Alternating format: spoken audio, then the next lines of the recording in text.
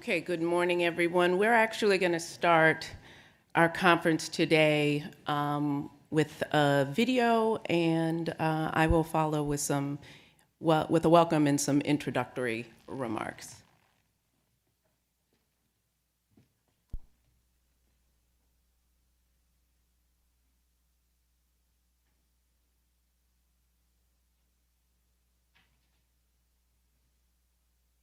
Mary Kay Donnie at Rockland Community College.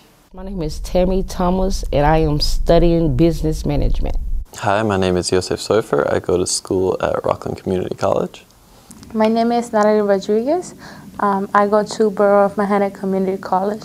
I actually signed up to RCC about 4 years ago, and right before classes started, I decided that I didn't want to go and that I'd rather just work because I already had an electrician degree. My freshman year, which was last year, I went away to school at LaSalle University, located in Philly, and I was a nursing major, and that didn't really go as planned. I'm just now returning back to school after 20 years. When I got out of high school, I went straight to work, and I just worked, and I didn't attend college. But now I know that you have to have a degree under your belt to actually be successful. I completed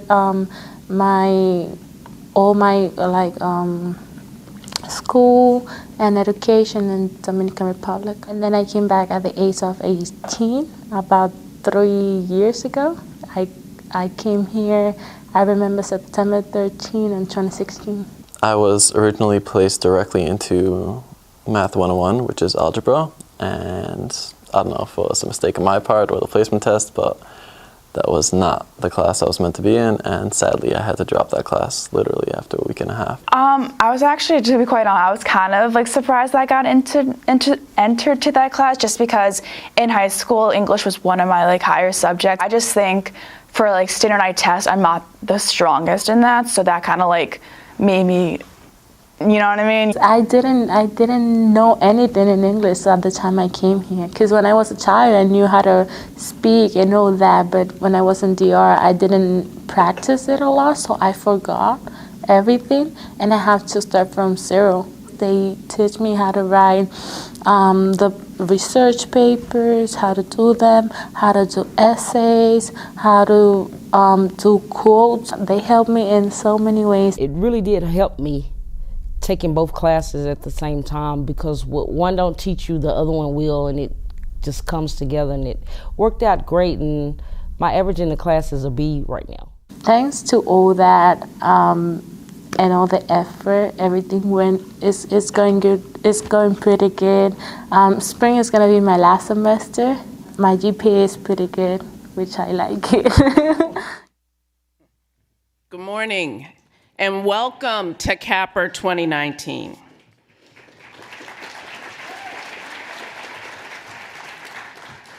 My name is Nikki Edgecombe, and I have the distinct honor of leading the Center for the Analysis of Postsecondary Readiness, affectionately known as CAPR, with Alex Mayer from MDRC. I'm grateful to Mary Kate, Tammy, José, and Natalie for sharing their stories with us. Some of these wonderful students are joining us over the course of the conference. I think we have a couple of students in the audience already. If you are, I believe, we might have a couple students from Amarillo with us already. Would you guys mind standing? Are you hiding? And I can't see very well, so if you are standing. Okay, maybe they stepped out, but I want you all to know that we have asked students, many of whom you saw in those videos, to join us over the course of the conference, because it is their stories that are driving us to do the work that we're doing, and we will be sharing and talking about here. There was a lot in that brief video. Tammy reminded us of the importance of a credential in the labor market and how a co-requisite model was helping her to be successful. Likewise, José saw the value of a college education, but raised concerns about the accuracy of his initial math placement. Mary Kate, for whom the nursing program at a 4-year college didn't work out as expected, was also a bit confused by her English placement, but nonetheless, she found success in a co-requisite model. If you listen closely to Natalie, you might have heard her say, "And I have to start from zero." When I heard that, I was shaken at the thought that we've created a system where any student thinks they're starting at zero. As she's poised to graduate next term, it's clear that Natalie came to college with numerous assets that CUNY's CLIP and CUNY START program build upon. It's these students' aspirations, challenges, and successes that bring us together for the next 2 days. Let's stay grounded in their stories and challenge ourselves to do better for Tammy, Yosef, Mary Kate, and Natalie. Reimagining developmental education. How can we do better for our students? That's the theme of this conference, and we chose it for a couple of reasons. The first is we wanted to reflect and celebrate the progress, the reimagining we've seen in developmental education over the last decade. There's cause to celebrate that Abet Peter Adams asked his dean at the Community College of Baltimore County to make in allowing developmental writing students to enroll in freshman composition has turned into a national movement and profoundly reshaped our beliefs about what students can do. The California Acceleration Project, Carnegie Math Pathways, and the Dana Center Mathematics Pathways asked us, what math do students need to be successful in their intended programs of study? And have in doing so shifted long-standing assumptions about college mathematics. In around 2010 or 2011, when the Virginia Community College system brought Peter Adams down to talk about this new approach he called the Accelerated Learning Program, and Bronte Miller from Patrick Henry Community College came away saying she was going to co-rec pre-calculus. Jaws dropped. Yet now our math pathways leaders view the co-requisite structure as core to their model. These examples of imagination and reimagination have changed the developmental education reform landscape. The second reason we chose this theme is to remind ourselves of two things. Our work is not done, and this is about students.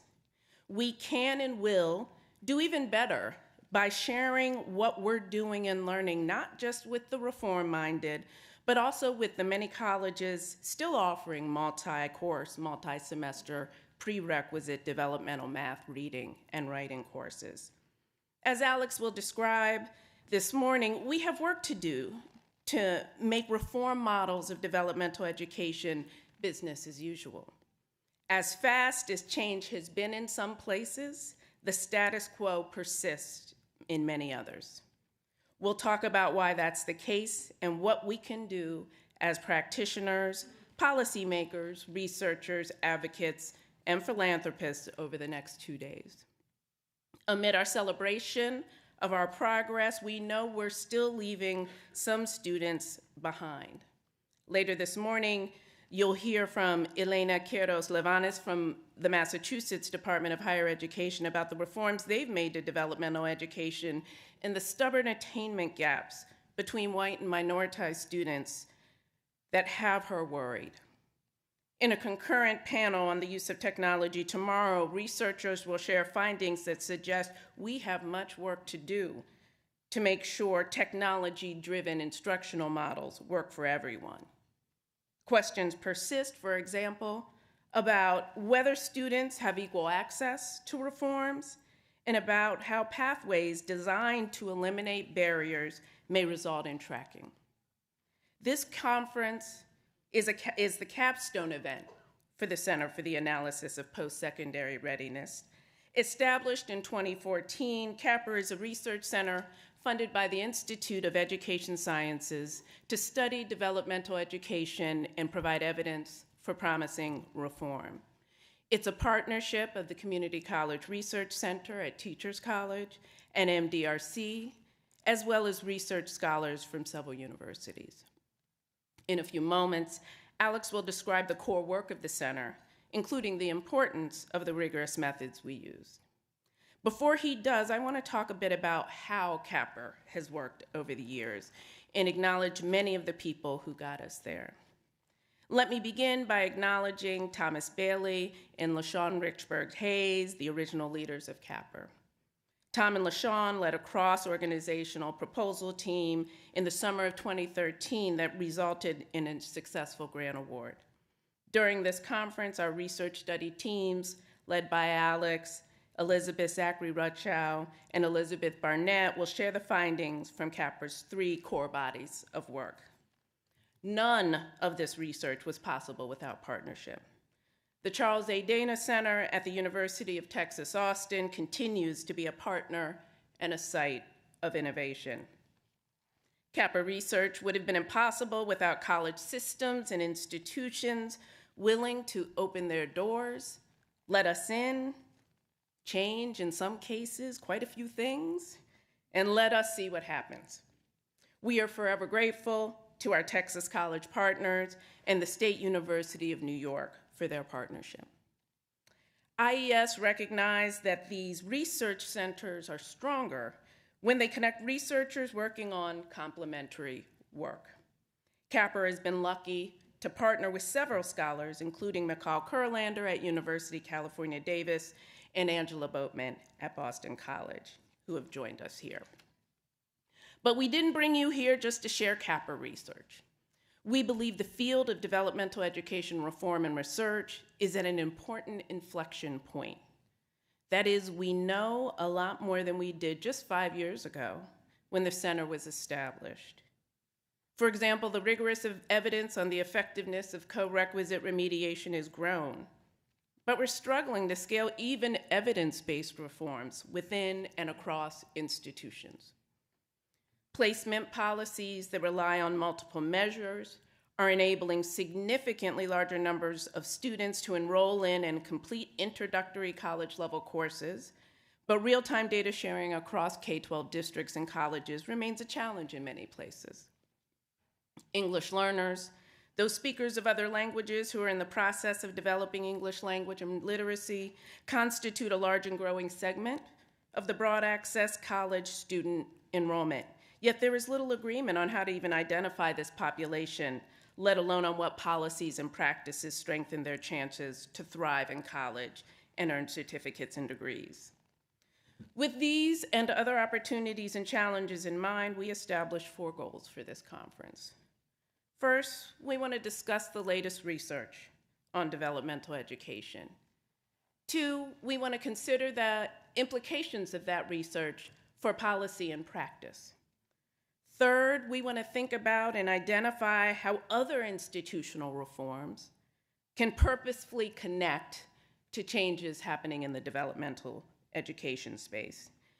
And fourth, and critically, we want to collectively develop a vision for the future of developmental education reform and research.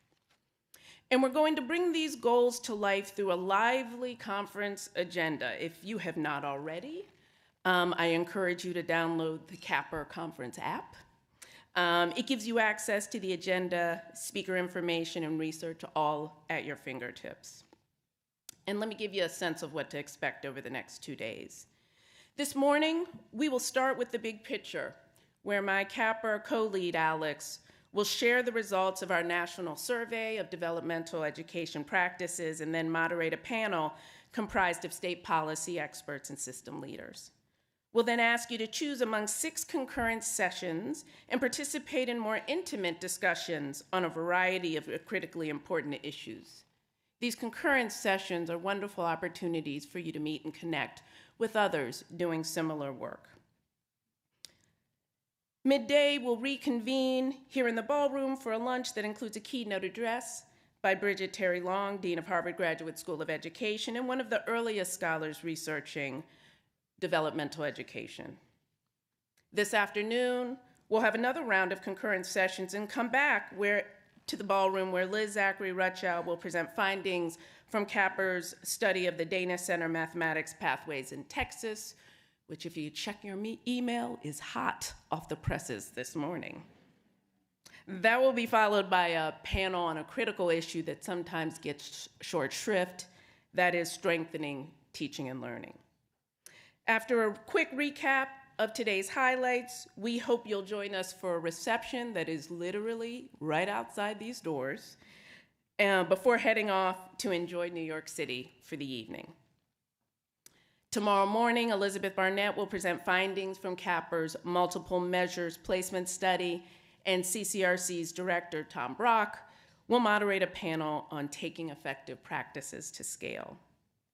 After our third and final round of concurrent sessions, Tom Bailey, former CAPR director and current Teachers College president, will deliver a keynote address on where we've been and where we're going. We will close the conference with a fantastic panel tasked with processing much of what we've shared and learned and helping us to establish that vision for the next phase of developmental education, reform, and research. This conference would not have been possible without the generous support of our sponsors and the incredible effort of my CAPR colleagues. CAPR is grateful not only for the financial support we've received from the U.S. Department of Education's Institute of Education Sciences, but also for the partnership and guidance of our program officer, James Benson, who I'm delighted could join us. As we begin thinking about this conference, we had two options: go small or go big. And we went big. In large part because, again, we're at such an important phase in the arc of developmental education reform and research. Well, as you can imagine, big comes with cost. And we would not have been able to set out an ambitious 2-day program for over 300 practitioners, policymakers, researchers, advocates, philanthropists, students, and others without the generous support of Strong Start to Finish, Ascendium, and the Joyce Foundation. I frankly lost count of the various villages that get me through my personal and professional lives, but I must say the CAPR Conference Planning Committee is a mighty village, and I have a lot of people to thank. Let me begin with CAPR's national leadership team: Evan Weissman, Lisa Ganga, Katie Beal, Amy Mazzariello, and Diana Cruz. This group got us to a vision, a theme, and eventually a website and program for the conference. Along with Doug Slater, Stacy Long, Haley Glatter, and Matilda Lambos, they've also led our communications and branding efforts, including what I am told are temporary CAPR 2019 tattoos, a limited quantity of which are available for the brave among us. Our logistics team, led by Sarah Phillips and including Lindsay Lisa and Corinne Hurley, among others, got us here, will keep us comfortable and in the right places at the right times for the next 2 days. Our program team selected topics to explore, identified and invited speakers, and put together an agenda designed explicitly to move developmental education reform and research forward. In addition to previously mentioned colleagues, I thank Dominique Dukes, Rosie Torres, Liz Zachry, Maria Cormier, Julia Rothman, Susan Bickerstaff, Jessica Brathwaite, Tom Brock, and Tom Bailey for their contributions to the program. CAPR is a complicated operation, as you can imagine, and our respective finance and administration teams keep us together. Thanks to Lisa Rothman, Tam Dew, and Amanda Grossman for helping moving us along. Colleagues and friends from CCRC and MDRC are staffing this conference in a variety of roles. We are grateful to have them here, and I encourage you to draw on them. They are a great resource on CAPR, DevEd, and New York in many cases. I also encourage you once again to connect with one another. In this room, we have a few hundred people from about 35 different states engaged in a variety of research and reform. So on behalf of the entire CAPR team, I welcome you to CAPR 2019, and yes, we made the Twitter hashtag pretty easy. That is hashtag CAPR 2019. Now let's welcome James Benson from the U.S. Department of Education to the stage for a few brief remarks. Thank you.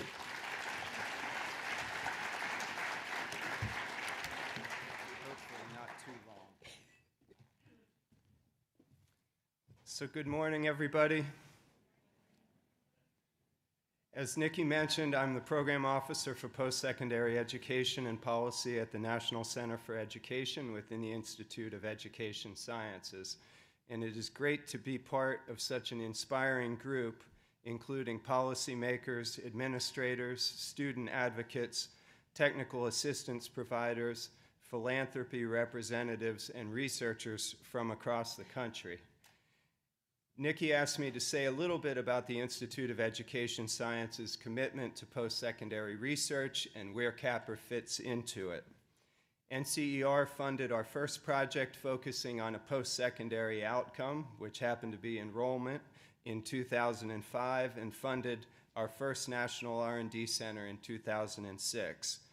We have been supporting research in post-secondary and adult education through our Education Research Grants program since 2007, and our support of research through this funding vehicle is ongoing. 2020 post-secondary applications are currently under review, and we expect to release the FY 2021 request for applications next spring. As with last year's RFA, we will encourage grantees to explore, develop, and evaluate a broad range of strategies for improving post-secondary outcomes and closing achievement gaps. We will also encourage analysis of employment and earnings outcomes. Through the Education Research Grants Program and the Evaluation of State and Local Programs and Policies Grant Program, we currently fund several projects that complement the work of CAPR, all of which you will be hearing about here at the conference, and they include an evaluation of co-requisite English remediation in Texas community colleges, an evaluation of statewide developmental education reform in Florida, and an evaluation of the CUNY START program. CAPR is the third national R&D center devoted to post-secondary education. The first center, the National Center for Post-Secondary Research, that was led by CCRC and Tom Bailey, conducted research on developmental education among other topics, most of which focused on getting students into college and easing the high school to college transition. Findings from this first center pointed to fundamental problems in developmental education, including high costs, large proportions of students assigned to remedial education, and an absence of correlation between remedial course participation and key student outcomes, including passage of subsequent credit-bearing courses and degree completion. In addition to the discouraging exploratory findings regarding developmental education participation, null findings from evaluations of developmental education reform strategies conducted by the first center pointed to the need for researchers and administrators to rethink how their approaches to developmental education could be reformed or replaced. The research agenda of the CAPR Center reflects this need to rethink developmental education, and its findings, along with the findings from researchers that the center has worked closely with and that you will be hearing from in the next 2 days, should provide ample input for accomplishing the conference's goal of collectively reimagining developmental education. I would like to take a remaining 2 minutes to highlight 5 ways in which the CAPR Center reflects the Institute's priorities. And there was a PowerPoint slide for this, but that's not necessary. So number 1 is, okay, well, what do you know? So first of all, research networks. Beginning in 2016, NCER started funding research networks to encourage collaboration among researchers dispersed across organizations, geographic areas, and disciplines. We currently fund 4 research networks focusing on early childhood education, career technical education, college completion, and multi-tiered systems of support for students with disabilities.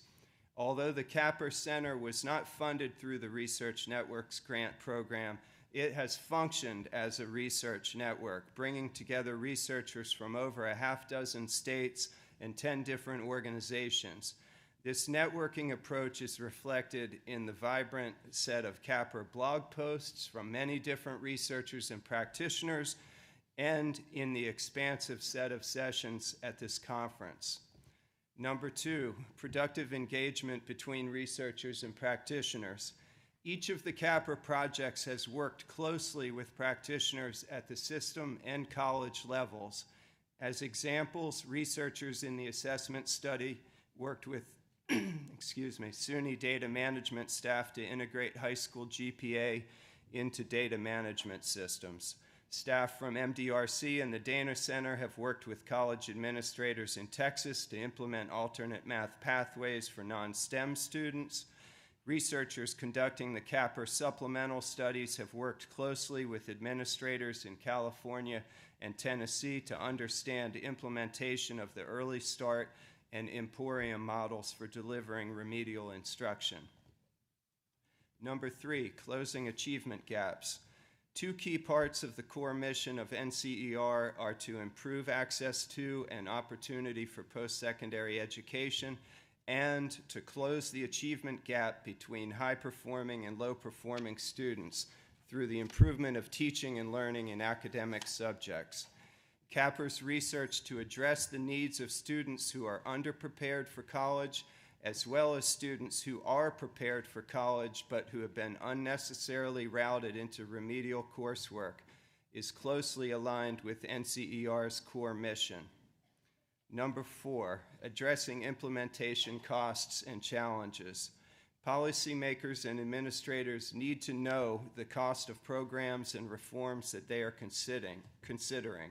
And thus, through our RFAs, we now encourage researchers to have a method for looking at costs, to collect the necessary data, and to carry through with a cost and a cost-effectiveness analysis. Both CAPR evaluations are assessing cost and cost-effectiveness, and each study within the center is looking closely at implementation. And finally, national leadership. We ask each R&D center to carry out a national leadership and dissemination plan. CAPR has been entirely exemplary in this area, as evidenced by the impressive gathering of people here at this conference, as well as in a few additional ways that I will quickly mention. From its beginning in 2014 as a partnership between CCRC and MDRC, and accelerating during the last 3 years, CAPR has played a leadership role in bringing together researchers and practitioners committed to developmental education, research, and reform. CAPR has led the way among NCER grantees in making its website a go-to source for information on developmental education and has amplified the website's reach through social media. And finally, CAPR researchers continue to connect with other researchers, with practitioners, and with policymakers through a variety of venues, including conferences, webinars, and briefings. CAPR's ever-increasing body of publications and research products, and I understand that has grown by 1 this morning, combined with its connections to a diverse group of researchers and reformers, make it a model for other R&D centers to aspire to. And with that, I turn it over to Alex Mayer.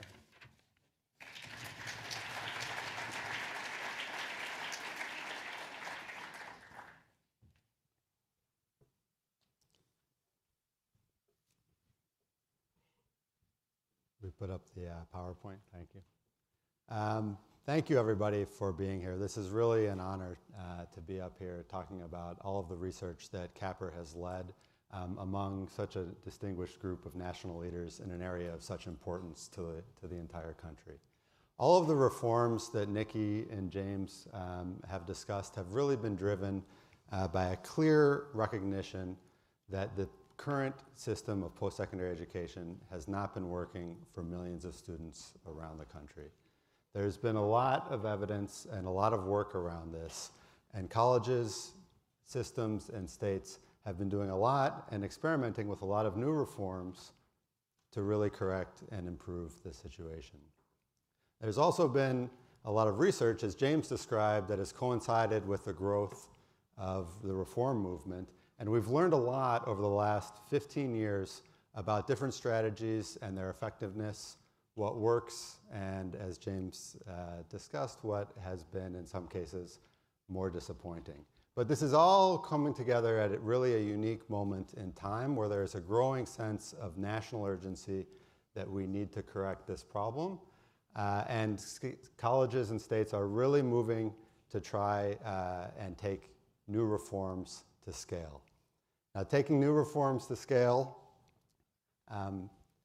is happening while we have clear evidence about some very promising strategies that are working, but there's really a tension between some new approaches that are maybe getting ahead of the evidence base a little bit. And so this is really a nice opportunity for all of us to come together and talk about the path forward, how we can build on what we have learned so far, and how we can continue to learn from all of the variation that we're seeing in the field. So I just want to step back and talk a little bit about the motivation for CAPR. CAPR was conceived, as James discussed, more than 5 years ago, really because of this recognition that too many students were not succeeding in college. At the time of the launch of the center, there were nearly 2/3 of community college students, and over 40% of students at public four-year universities were taking developmental courses. These were students who were taking the traditional multi-semester sequence of developmental courses, and many of them were not completing those courses. Few of them were going on to college-level courses, and even fewer were graduating. More than half of them never completed a college-level course, and about 2/3 of them never graduated from college. At the same time, states and colleges were experimenting with new reforms, but we didn't know a lot about the effectiveness of these reforms.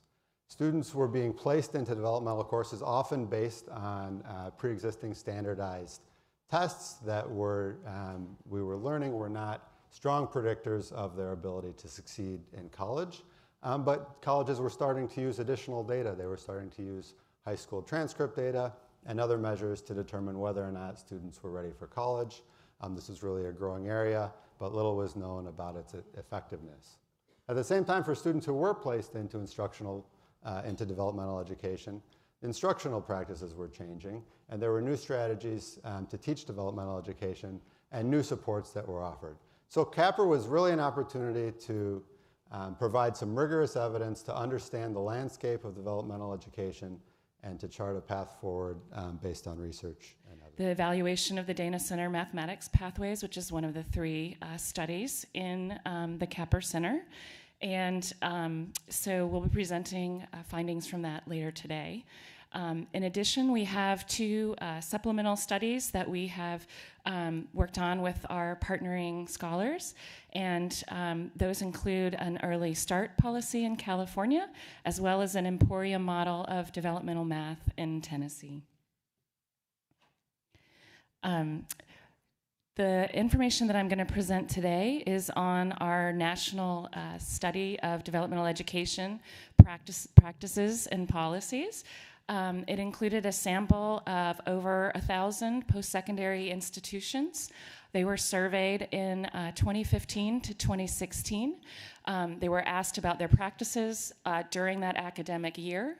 And the survey had 2 sections, math and a reading and writing section, and it was completed by the faculty member or administrator or a group of administrators faculty members that knew the most about those practices. It also included a qualitative study of over 100 different administrators, faculty members, and state leaders in higher education governing boards, and included 36 states and Washington, D.C. So I'm going to talk a little bit now about the public colleges that are offering developmental education, and some of the main findings that we have. We found that in some, nearly all colleges are using at least one method of students to test students' college readiness. and that most are also offering developmental courses. I'm not sure I actually mentioned that this was a survey of both 2-year and 4-year colleges, primarily of public 4-year colleges. We had difficulty actually getting private for-profit and non-for-profit 2-year colleges to respond to the survey. So most of the findings are, excuse me, about public colleges. And then we have a bit about private nonprofit 4-year colleges as a comparison. So in general, community colleges offer as twice as many sections as those of public 4-year colleges, and that they tend to offer more sections of developmental math and of reading and writing. So in general, we also have a comparison study from 2011 that was also a nationally representative study of assessment and placement practices. So the information I'm going to show you here is giving a comparison in the growth between practices between 2011 and 2016. So as you can see, very few colleges were using any other measures than standardized tests in 2011. In 2016, that has grown by nearly 30 percentage points. So many more colleges now are using alternative measures in addition to standardized tests. Their growth can also be seen at the public 4-year colleges, where again, few were using any other measures than standardized tests, and that there has been a major growth in that over the last 5 years that the survey, between the time the surveys were disseminated. A large proportion of colleges, virtually all, continue to use standardized tests, such as the AccuPlacer as an entrance exam, or students, if they have them available, their SAT or ACT scores. However, a growing number are also using high school performance in considering these measures. This is, there's also been a large growth in the use of planned course of study. So thinking about what careers or interests that students might have for their for their careers in their academic plan, and thinking about the kinds of courses that they might be placed into as a result of that. Far fewer are using motivation or commitment as an indicator of college readiness. And also, almost none are not assessing college readiness. As you can see here in math, multi-semester prerequisite sequences are still the dominant form of how developmental math is being offered, but there's a number of other strategies that are also being used. So these are counting in this graph the number of the percent of colleges that are offering at least one section of these. So this is not scale, this is just presence of a reform. And as you can see, the use of compressed courses, where courses are put into smaller periods of time, allowing students to often complete 2 or more courses in one semester, has become very popular, as well as multiple math pathways and self-paced courses. Co-requisite models and learning communities were less prevalent at this time, although we should consider that this was in 2015, 2016, and likely, especially with the changes in state policy, this has likely grown. When we look, however, at the scale of developmental reforms, the picture is a little bit different. So the purple bars here tell you whether or not excuse me, colleges are using this in half or more of their sections of developmental education. As you can see, the majority of colleges are offering, continuing to offer developmental math as prerequisite sequences, and most are not offering many of these other reforms at scale, and scale meaning as more than half of their interventions. Reading and writing, we see slightly less prevalence of prerequisite courses, and we see a lot more integrated reading and writing courses as a part of developmental education reform. And then also the presence of several other types of popular reforms in the field, including co-requisite courses, learning communities, flipped classes, compressed courses, and self-paced courses. Again, similar to math, the scale of these courses tends to be lower, though as you can see, the use of prerequisite sequences at scale is much lower among reading and writing courses than it is in math. Again, these are the number of percent the scale of courses that are used in half or more sections. In addition, the survey asked about the perspectives or the whether or not student supports were being used at the college. These percentages here present the percent of colleges that have any students using these services. As you can see, tutors and supplemental instructions are highly popular. They're present in nearly all community colleges and four-year colleges in math. Student success courses are also highly popular. Computer-based learning sessions, where students go to computer learning labs, work online or on a computer tutorial to work on their skills, are very popular, and as well as pre-matriculation courses that help students prepare before the semester starts.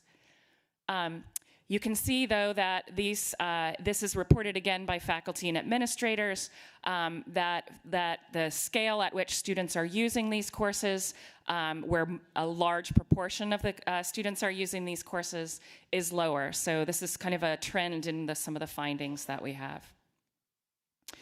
Here, reading and writing, again, a large presence of a lot of student support services. And again, a slightly lower scale of a large proportion of students at a large proportion of colleges using these services. We also did an analysis in the report that was just released last week of the factors driving public colleges' institutional practices. We found that faculty input was one of the largest drivers among in the survey.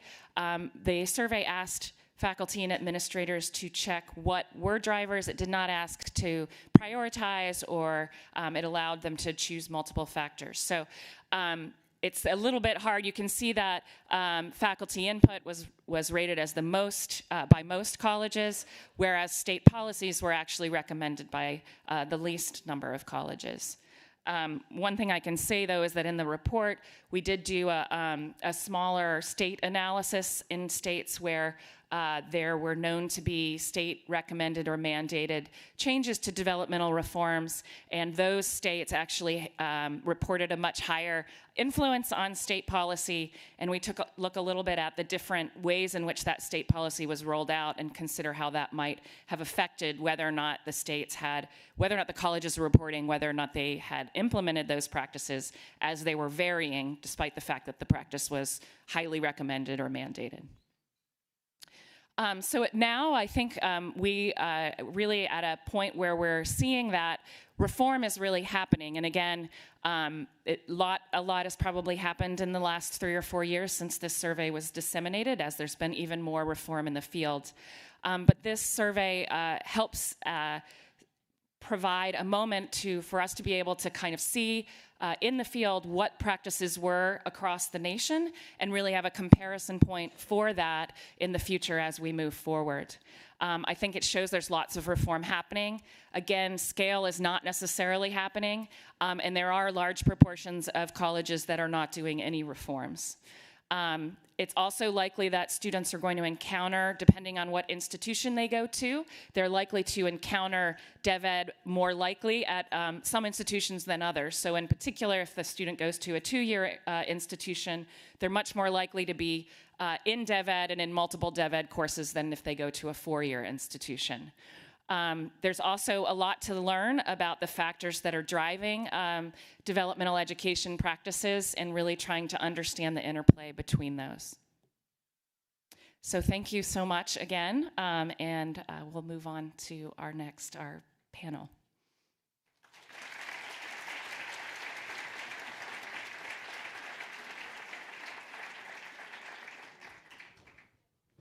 invite our panelists up. Yep.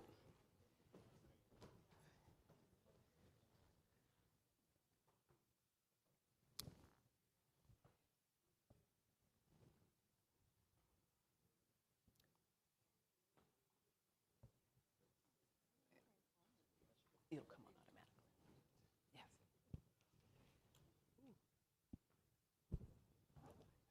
So I'm going to thank our panelists. We want to spend some time talking with you all about both what we learned out of the descriptive study, and we recognize that we collected this data back in 2016 and things have changed.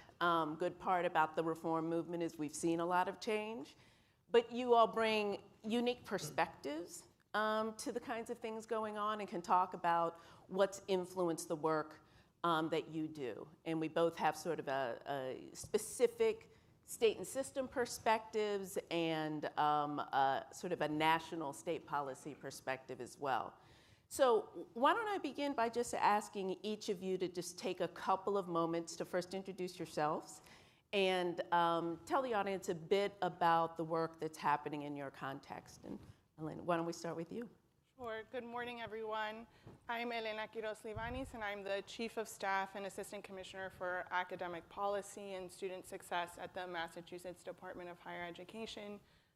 So the work that we're doing in Massachusetts is really rooted around our newly announced equity agenda, which is really focusing on addressing racial disparities in all contexts of post-secondary education.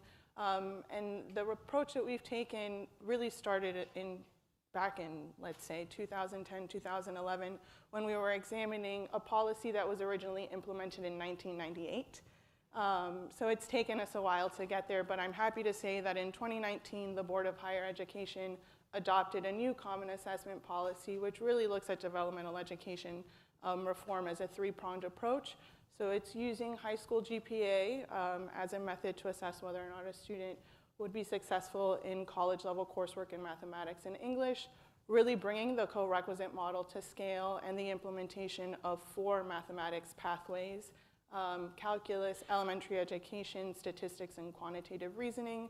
And the reason I want to highlight our equity agenda is because we're looking at whether or not these reforms that we've seen our institutions implement at varying levels, whether or not they're actually benefiting students of color. Mm-hmm. And when I say students of color, I'm referring to African American and Latinx students. Great. Thank you, Nikki. Good morning, everybody. My name is René Cintrón. I'm the Chief Education and Training Officer with Louisiana's Community and Technical College System. We are a system of 12 independently accredited institutions across the state of Louisiana, urban, rural, and all of it in between. A few years ago, what we've done has involved looking at the traditional system, which is high school and then college, and we eliminated the high school diploma as a requirement for entry in our institutions by doing that, bringing it side by side. Along with that, we're also responsible for the high school equivalency diploma across the system. We started doing some pathways with those students that are earning their high school equivalency at the same time as they're doing some college work. Mm-hmm. So that was one of the things that we did early on. We started, instead of doing more of a linear path, a side-by-side path. So what's next for us? We started looking at the Student Success Task Force met. We were lucky enough to not have any mandates or any ruling coming down from above, and they decided to meet together across the 12 institutions, faculty and staff over a period of time and discuss what can we do for our students that help them be successful beyond our institutions. We come up with about 8 different things, from multi-measures approach into entry, placement testing, being removed from technical education programs, of course reducing developmental education and increasing the co-requisite programs in order to eventually not need a remedial education or development education coursework, because we develop college courses that are gateway courses that involve supplemental instruction or supplemental support. And an example of a supplemental support that we're starting this fall involves our partnership with some other government entities that will allow us to communicate with our students if they're eligible for benefits beyond financial aid.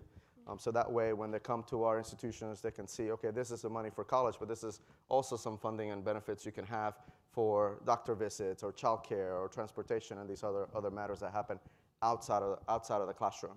So those are the things that we've been dealing with and doing in the state of Louisiana as a community college system. Again, I'm very excited to share the information that faculty and staff came up with from a grassroots level that we needed to do across the state. Thank you, Nikki. Hi, everybody. I'm Michael Collins. I'm Vice President at JFF. And it's really terrific to be here.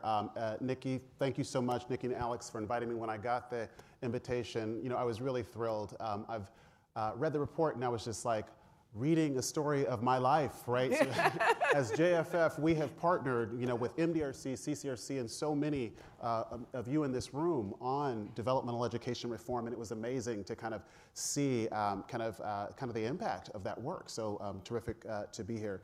JFF has, over the last decade or more, really kind of been at the front row, actually, of the movement. First starting with the work that we did with many of you in the room on Achieving the Dream, and then in the subsequent initiatives, right? The Developmental Education Initiative, Completion by Design, all the way up through the Guided Pathways work that many of us are working on today. And developmental education has been a thread through all of that work. Developmental education has been important to Jobs of the Future because our mission is kind of economic opportunity and advancement for all. And when you look at the biggest lever for that, it's our education and our training systems, right? And when people, particularly low-income people, come to post-secondary, many times, as we know, as the data show us, their starting point really is in developmental education. And so we thought as an organization, it was really important to go all in and partner across kind of the 501c3 world, the funding world, also working with adult education, adult basic education, some of our accelerating opportunity work. This has been such an important body of work for JFF. Another thing that I will mention is, some of you might be in the room, but we have had trouble scaling in this work, right? And so I was really honored to work with a group of states. So we worked with North Carolina Community College System and the Virginia Community College System years ago when they both embarked on fully scaled redesign, right? At a time when all the research said that, pilots don't scale, you can't scale, it's impossible to scale. You had two systems that really rolled out developmental education reform at scale. So that's been also a part of our experience. And I'll stop there and look forward to the continuing conversation. Wonderful. José Luis? Good morning, everyone. My name is José Luis Cruz. I, for 4 months now, have had the privilege of serving as the Executive Vice Chancellor and University Provost of the City University of New York. The City University of New York, as many of you know, is our country's largest urban university system. We serve over 500,000 students across 25 campuses.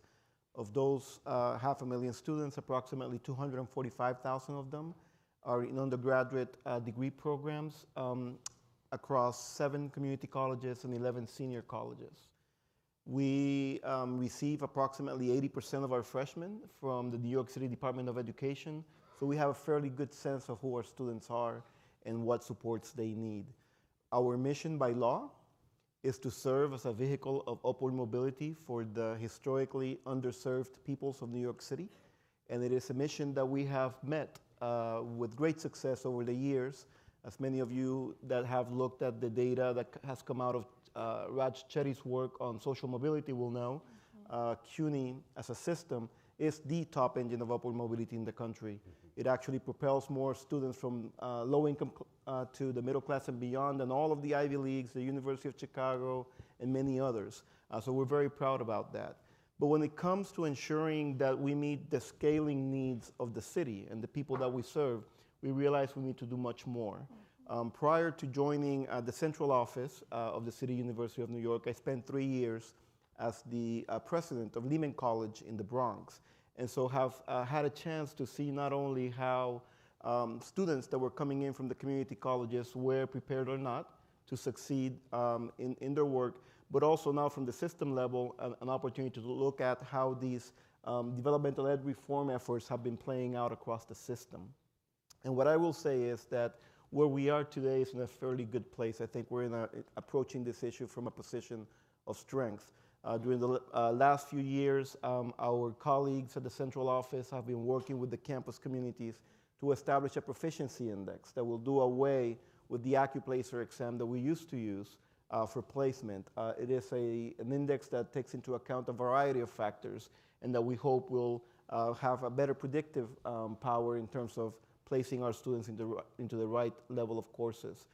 We have also invested quite a bit of dollars in building capacity to be positioned to scale the number of co-requisite courses that are made available to our students. We have invested in faculty training, we have invested in our advisors, and we have invested in our systems in order to be able to do the transition from the non-credit bearing courses and sequences to co-requisite models.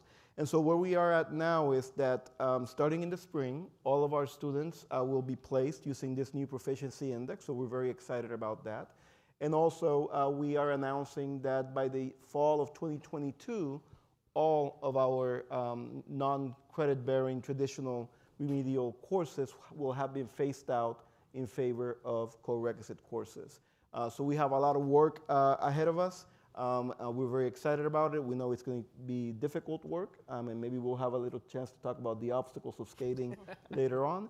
But we feel good about that. And the other piece I will say is that we also recognize that really, if we really want to address this issue, it's not just about what we do when the students get to us, but if we know that 80% of our students are coming from New York City Department of Ed schools, then we need to work more closely with them so that we can take care of the remedial needs before they get to us.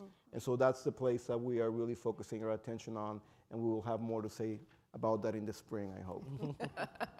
All right, no new announcements here today. We've heard a lot of really aggressive and ambitious work happening in these states and within the Jobs for the Future network. I want to ask Elena and René about sort of different mechanisms that we are seeing your states use to catalyze reform. René, you talked about a voluntary task force staff comprised of faculty administrators. It sounds like it has a strong practitioner presence to help define 8 strategies that the system is implementing.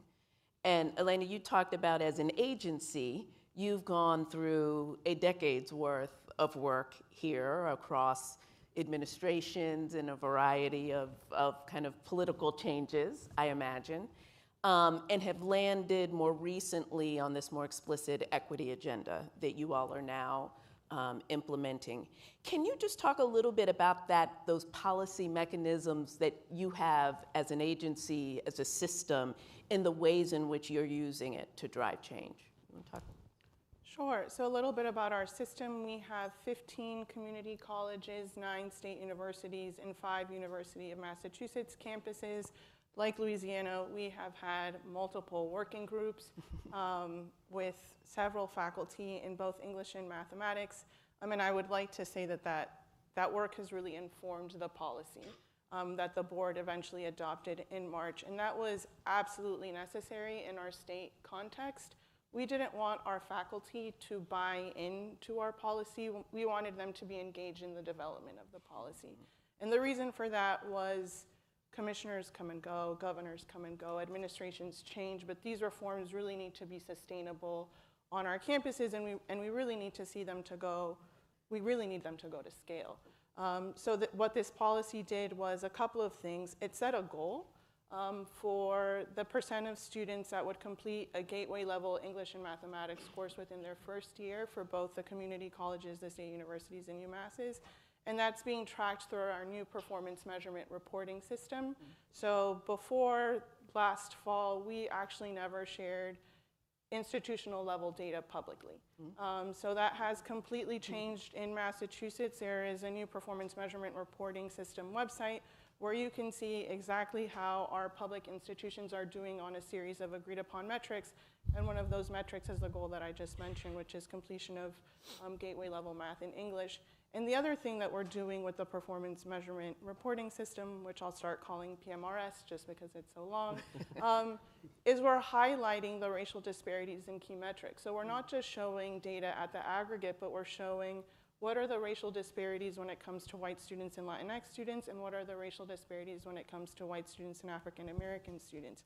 So that's one key, which is having a metric that's agreed upon by all of our stakeholders, but also making that data publicly available. The second thing that we're doing is making this part of the presidential evaluation process, which has not been the case before. So we are sending, thank you, I'll let our commissioner know.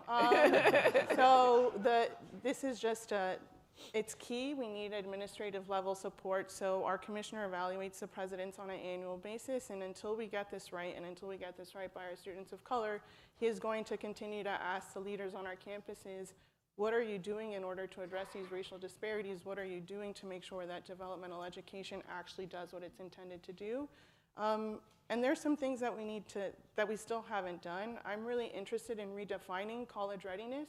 And I'm more interested in defining what it means to be a student-ready institution. René? Thanks. We're a little bit earlier in our stages as Elena's group are. We started, you mentioned the group that met. So the premise behind that was having a group of folks that meet around the state. And then each subgroup would then tackle a different area. For example, we had a subgroup that would deal with math and college algebra. And what are some of the recommendations for helping students, which, by the way, half of our students fail college algebra on the first try. Those are the ones who make it. So that's a huge, huge issue for us and huge burden for our students to have that as a requirement. So then that subgroup would talk with faculty and staff across the different institutions, do some research across the country, and try to figure out what are some of the strategies. Same thing with developmental education, same thing with our adult education programs. So we started dividing up and conquering this space. That's how we ended up with the recommendations and subsequent implementations of how do we get a student to the gateway course, and is that the right gateway course for the student to be in depending on their program?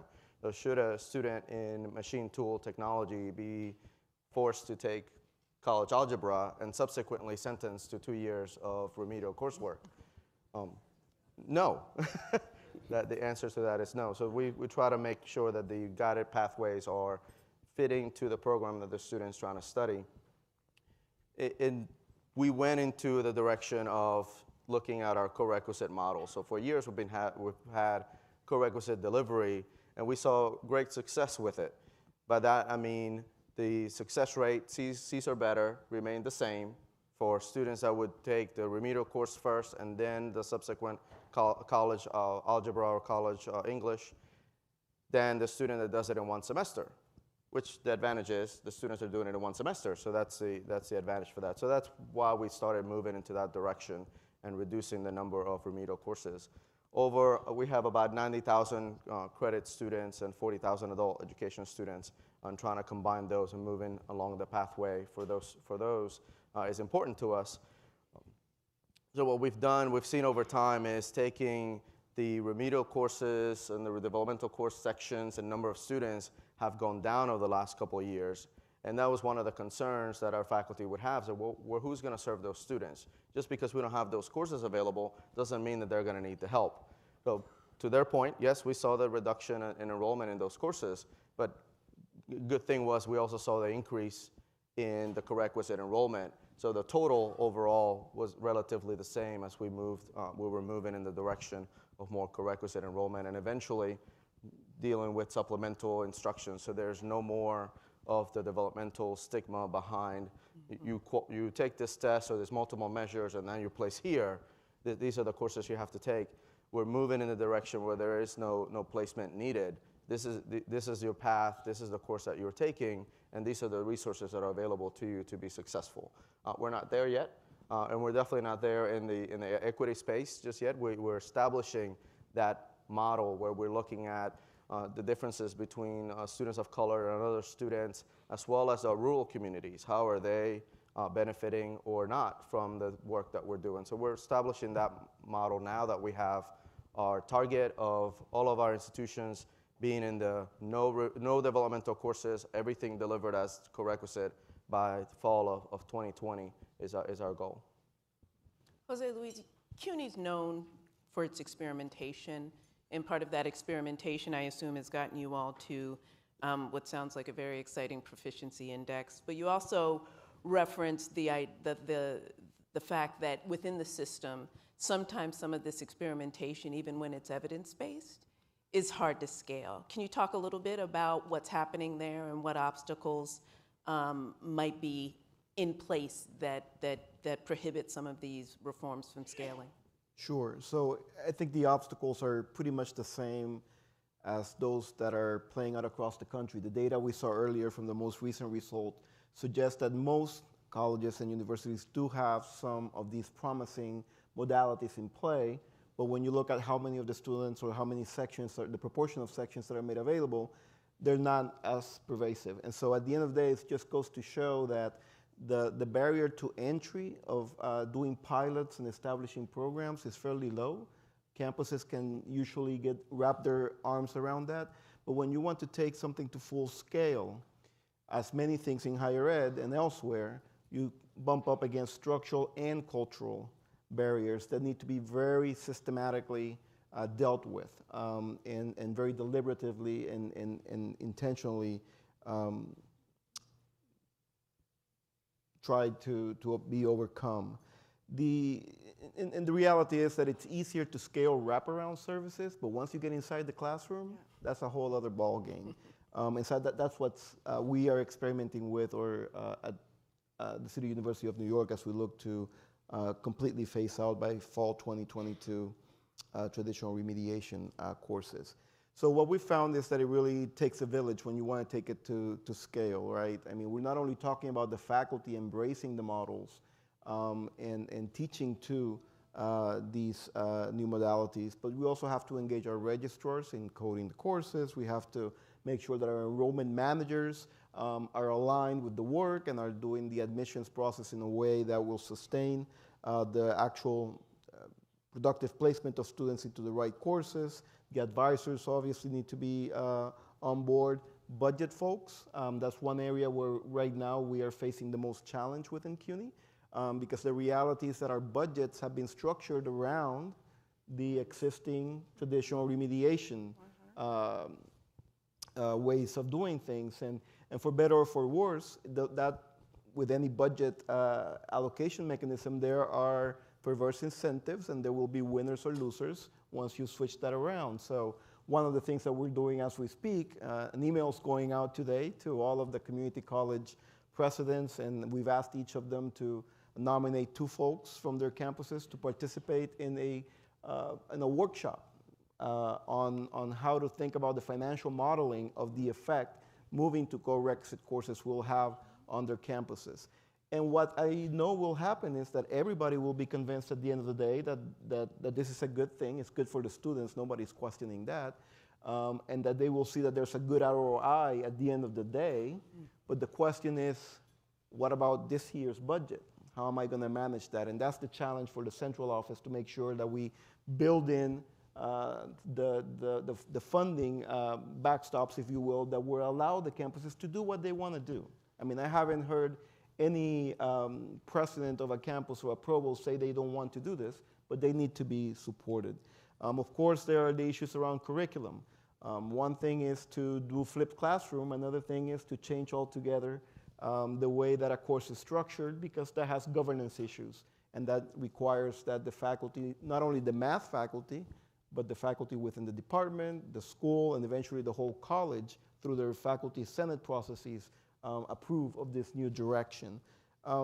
Facilities folks, they're concerned about some of these modalities that will require more seat time, and they are having trouble scheduling the current courses as it is. So how do we support them in thinking through these issues? And of course, our relationships with the Department of Education and many community-based organizations who work with our students before they get to us to try to prepare them to be successful in college, and now they have to navigate a different that we're used to AccuPlacer, and now you're doing a proficiency index, and how is that going to affect my students, and what about my English learners and my returning adults? So all of these things need to be factored into any sort of scaling up strategy, or otherwise the noise will be such that it will drive paralysis, and you will continue to be moving the goalpost. And instead of fall 2022 that I'm saying here today, I don't want to have to come next year and say, well, it's fall 2023 now, because we've had these issues. So those are the structural challenges, and we can deal with them. We can map out a 2-year plan and get all the people in the room and solve them. But then culturally speaking, we need to deal with the sometimes well-intentioned, or let's say most of the time well-intentioned, soft bigotry of low expectations, right? And so it's this notion that, if the current way we do remediation only yields a 10% success rate, it's because that's sort of the natural percentage we can expect given the students that we serve and the resources that we have, right? The most clear example, or most recent example of this that I've come across was at my time at Lieben College.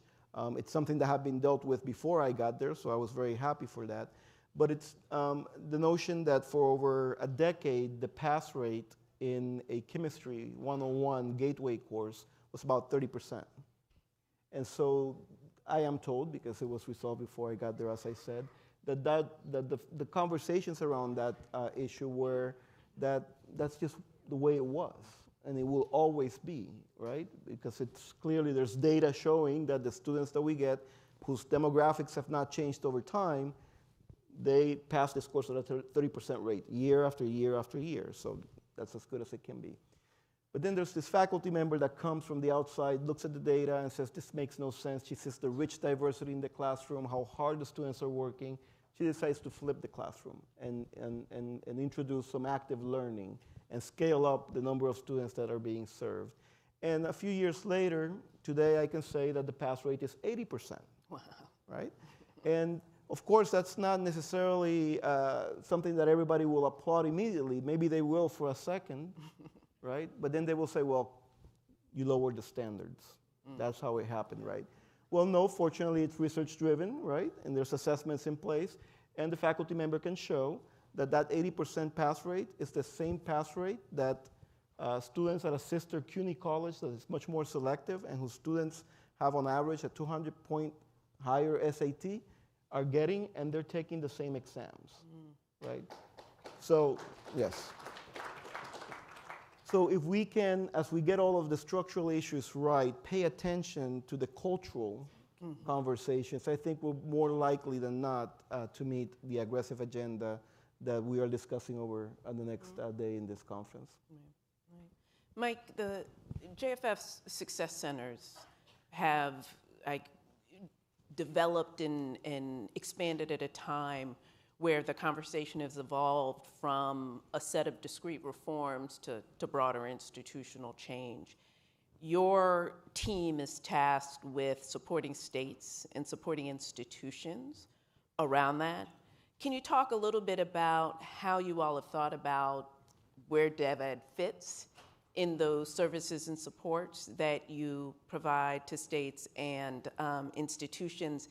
And where's their friction? Where are you finding challenges in terms of either getting people the information they need, or changing hearts and minds, or helping to build capacity to do this kind of work? Thank you, Nikki. It's a great question. So it's been a great honor to work across the country with super enterprising leaders leading the Student Success Centers. Some of them are here in the room, and they have been trying to kind of aggregate, kind of across the 501c3 world, kind of resources and supports, and then provide supports to their colleges. So as I said earlier, the Student Success Centers have worked across the arc of a lot of the different completion initiatives, and developmental education reform has really kind of been a through line, and so they've worked really, really diligent on that. In terms of the current work, a lot of that work is framed around kind of guided pathways, and so most of you know that the guided pathways movement is really about kind of lining up, kind of student expectations and their goals. The first, kind of credit course, gateway course, kind of is aligned with that. And so much of the energy with the Student Success Centers around developmental education has been mostly around kind of, say, the math pathways work, right. But also with advising. And it's not just about kind of developmental education, right? Like, how does developmental education, hence the math kind of pathways, whether or not a student needs to be in a statistics or quantitative reasoning or kind of algebra-based pathways. So that has been largely the work. I think one of the challenges, and I don't want to speak for the executive directors, but as I watch them and as I watch them try to do that dance that we all do for funders, part of the challenge is that funders often fund very specific programs, right? And so you find people trying to be responsive to different RFPs, right, that ask you to do certain things, but those restrictions on those RFPs may not be what that executive director really needs. And so really kind of connecting with people who are trying to aggregate and provide support for developmental education reform and reform more broadly, really sitting down with them and understanding kind of what they're trying to do, I think would be really helpful to them. And I suspect that they would say that them kind of pretzeling themselves into kind of RFPs around support for this is not, it's not high leverage. And I think that they're so close to what the colleges, are experiencing. I think Susan Barbetta is here. I mean, like, if you're looking at North Carolina and 58, community colleges, those needs are going to be different, and really kind of connecting with them on the types of supports that they might need, which might be very different depending on institution, I think is really important. Mm-hmm. Elena, you talked about how Massachusetts, I was actually surprised to hear that you all did not publicly share data about the performance of your institutions until very recently, but have gone down that road. But that has obviously maybe energized a broader discussion of equity within the state. Can you talk a little bit about, in your role, when you realized, despite great aggregate outcomes, you weren't seeing the parity in outcomes that you needed or that you wanted, and how the state has developed this equity agenda kind of in service of those goals? Sure. So first, I just want to acknowledge, because I see so many of our Massachusetts faculty here, thank you for coming, and thank you for being a part of this work. So I want to make sure that they get recognized. The minute we started disaggregating the data was the minute that we realized that there were major racial disparities. Students of color are overrepresented in developmental education courses, and so we put through the three-pronged approach that I mentioned earlier, really hoping that it would address some of these issues. And it took about 6 weeks into this fall, so not very long, to realize that those racial disparities were going to continue to persist. So if we're looking at high school GPA, for example, our Black and brown students don't get the 2.7 GPA at the same rate as our white students. So if that was going to be the alternative placement measure, then it didn't work for those students. So 6 weeks didn't take very long, and now we have work to do. I mean, that's one of the, it took us 21 years to change the policy. It can't take us 21 years to change it again.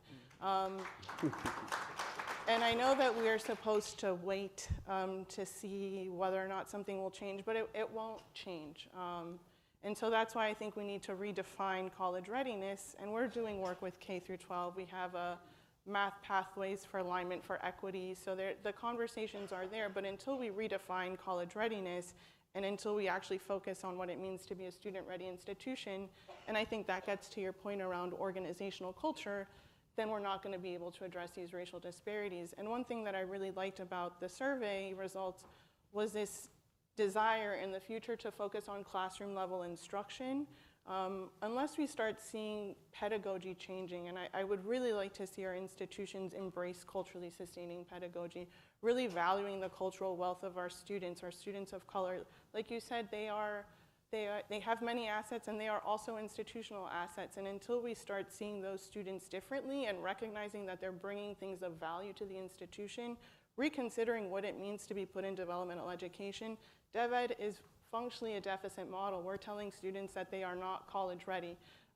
So until that conversation happens, and that's a conversation that we're going to be having starting in the spring with our Developmental Education Advisory Board, these racial disparities are going to persist, and that's no longer acceptable in the state of Massachusetts. Okay. So speaking of redefining college readiness, René, you made reference to the fact that your system has eliminated the requirement of a high school diploma. Correct. For entry into the system. Can you talk a little bit about how that decision was made and about the ways in which this task force and the 8 strands of work that they're focused on are supporting students who may enter the system in need of high school equivalency? Sure.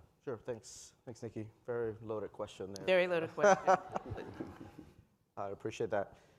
Well, we started about 4 or 5 years ago looking at our admission to enrollment conversion rates.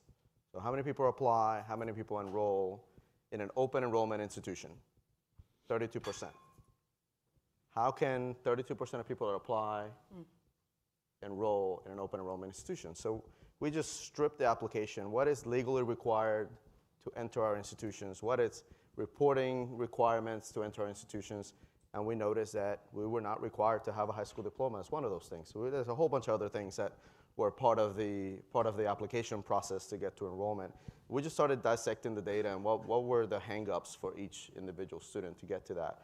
Today we're more into the 60% of applicants to enrollment, because there's some students that apply but also go to other institutions, and you know, that happens. They apply to us and they apply to other places and end up pursuing education elsewhere. So that's how we ended up with what is it that we really want to do when we have students enroll in our institutions. To the developmental education point and the prerequisite point, if we really want to foster an environment that leads to lifelong achievements, what is it that we need to do, and what are the barriers that we need to remove? And we know that time and money are the barriers for every student to complete. So developmental education reduction and prerequisite expansion tackles time and money directly. There are less credit hours that the students have in excess. That's less time, that's less money that the students are spending in their education. So we started looking at that. How can we remove barriers of students, financial barriers, time barriers, that the students can go on and continue their educational pathway? So those were the 2 things. We looked at basically what are the legal and mandated requirements that we need to have to admit students into our institutions, and then if we really want to have our students be successful, what are the barriers that we need to just start, you know, getting out of their way? We hear of loan more parents. We want it to be loan more administrators. So just kind of get rid of the barriers that are in front of students. So. And how did faculty respond to this policy change? A mix, right? So the thing that I love about working with our faculty is that the heart is in the right place. We're very data informed and heart driven. And when we do that, we don't let the numbers drive what we do, but we let our heart drive what we do. And our faculty are very concerned about the success of the student. They show it in different ways. But I do know their heart is in the right place. So, you know, some of the concerns financially, you know, well, you're going to cut these courses that are bringing dollars into the classroom. You're going to cut these classes that are, you know, what's going to make my teaching load now? Mm-hmm. So those concerns were there, and we went into this with a level of trust that involved, we're moving in this direction, but let's make sure that we have students first, and if we need to figure out a way for you to be involved in a different capacity, we'll do that. Is it teaching the remedial class, or is it teaching a college level class instead? And if there's preparation that needed to be done, we have an excellent professional development policy in our institution, and partners with universities that our faculty and staff get to take courses, graduate courses at a very, very reduced rate, sometimes $25 a credit hour, and then we support that. So we wanted to make sure that the faculty and staff could be secure in the way We were moving forward for the benefit of students, but there's a place for you here. Wonderful. As we wind down, I'd like to hear a little bit from each of you. Again, our fourth goal for the conference is to really establish a vision for what needs to happen next. And we know state system, network-related